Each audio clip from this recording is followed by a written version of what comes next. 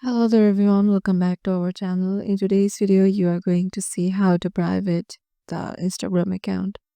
So just follow the tutorial. Heading over to my Instagram application first.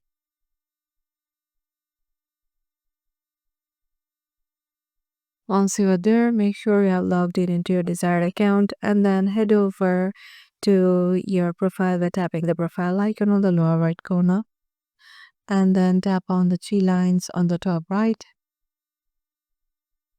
Now scroll down and here you will find the option of account privacy under who can see your content section. Head over there.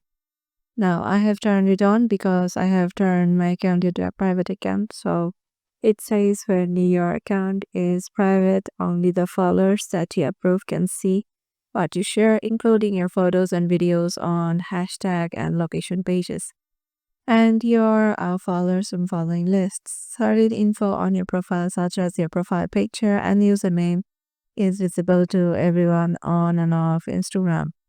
So just turn on the private account settings, and then this is how easy it is to make your Instagram account private.